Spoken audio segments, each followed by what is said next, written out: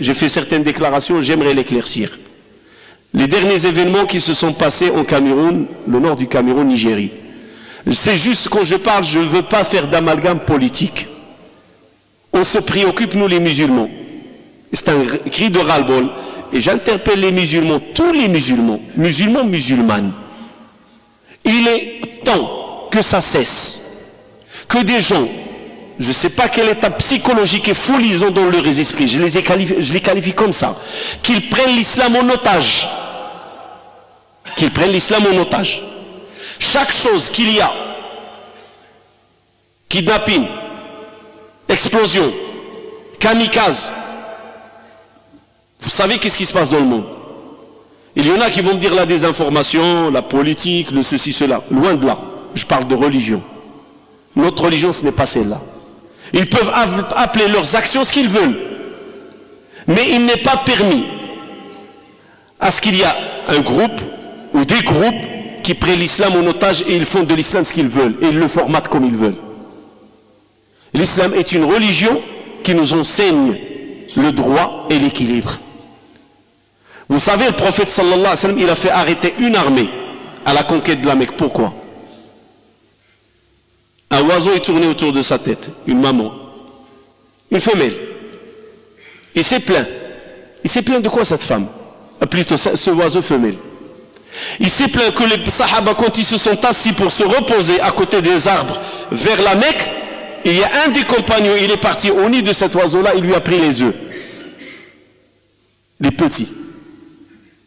Alors il leur a dit, ce oiseau se plaint. Qui lui a pris ces petits?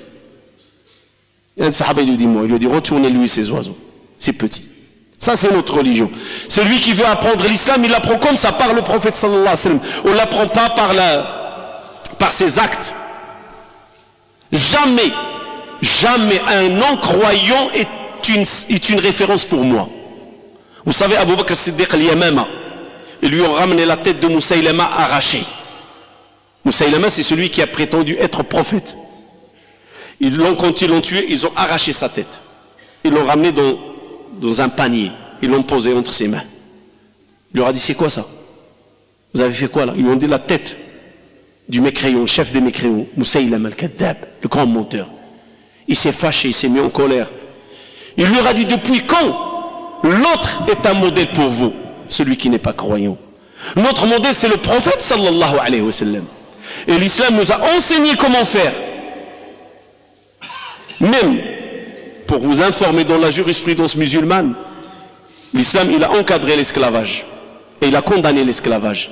Il a fait en sorte de radier l'esclavage. Il a fait un processus pour éliminer l'esclavage.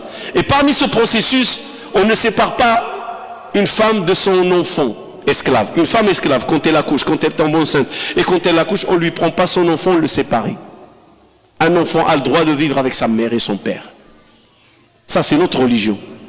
Et l'islam, il condamne l'esclavage. Aujourd'hui, on voit l'esclavage. On prend des gens en otage et on les vend. C'est quoi ça? Si ce n'est pas ça l'esclavage, que les musulmans m'expliquent c'est quoi l'esclavage. L'esclave, c'est tu prends et tu vends. Zayd ibn Haritha, Zayd al-Hib, ibn al-Hib, ibn al-Hib Osama, c'est son fils. Zayd al-Hib, le prophète l'a nommé son fils avant l'islam. Vous savez c'est qui Zayd? Zayd, c'est quelqu'un qu'on a kidnappé à sa mère, il était bébé. Et on l'a vendu, et Khadija l'a acheté, et l'a offert au prophète sallallahu alayhi wa sallam. Et le prophète l'a libéré, il a fait de lui, avant la libération des prophètes, il a fait de lui son propre fils. Quand son vrai père et son oncle sont venus chercher, ils ont appris qu'il est Mecca, il a grandi. On dit, Mohammed, on est venu chercher notre petit, avant l'islam. C'est ce que je vous raconte comme événement, avant l'islam. Il a dit, on est venu chercher notre fils, il est chez toi, Zayd. Il leur a dit, pas de problème. Il lui a dit, on est prêt à payer double, triple, tu nous le retournes. Il lui a dit, pas de problème, il le ramène. Viens, Zayd. Tu connais ces deux? Oui, on m'a parlé d'eux, c'est mon père et c'est mon oncle. Ils sont venus pour te reprendre, pour retourner avec eux chez toi, auprès de ta mère. À toi de choisir. Il lui a dit, jamais je ne choisirai quelqu'un par rapport à toi. C'est toi que je choisis. Je ne retourne pas avec mon père, je ne retourne pas avec ma mère. Le prophète prend Zayd et il le fait sortir à Mecca. Zayd, c'est mon fils. Si je meurs, il a sa part dans l'héritage, et s'il meurt, j'ai ma part dans son héritage. C'est comme ça qu'il a classé le prophète sallallahu alayhi wa sallam les choses. Il lui a donné droit de retourner. Il n'a pas demandé donnez-moi de l'argent si vous voulez votre enfant. Et croyez-moi, l'esclavage, il a vu le début dans l'histoire humaine par ces événements. Et normalement, c'est un musulman, à chacun de nous, c'est une responsabilité, à travers le monde, de condamner. C'est pas parce que c'est des Français. Personnellement, ce n'est pas la question de nationalité qui m'arrête. Ce qui m'arrête devant l'événement, c'est que le ras-le-bol, que chaque fois qu'on fait des dégâts et des imbécilités, on les attribue à la religion musulmane. C'est ça qui m'interpelle. Et jusqu'à quand ça va continuer? Tant que les musulmans sont silencieux, et tant que les musulmans cautionnent, ou ne savent pas parler, ou se divergent, c'est pas bon pour eux. L'islam ne peut pas être une religion de mercenaires. L'islam ne peut pas être une religion de bandits. L'islam est une religion noble. C'est pour les croyants.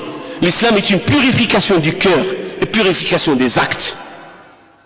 L'islam est un modèle, quand on parle de la charia musulmane, c'est un modèle pour la société. On veut interpeller les gens vers notre religion. Venez, voilà notre religion. Mais comment on va les interpeller? Par des bandits, des mercenaires? C'est ça l'islam? Croyez-moi, non, ce n'est pas la religion musulmane. Ceci dit, c'est pour éviter l'amalgame. C'est ma position, j'en suis convaincu. Ma religion, elle est propre, elle est clean, comme on dit en anglais. Elle n'a rien à voir avec tous ces agissements et tout ce qui se passe aujourd'hui dans le Sahel. Ça n'a rien à voir. C'est de la politique et des esprits pollués. Et mon islam est innocent de tout cela.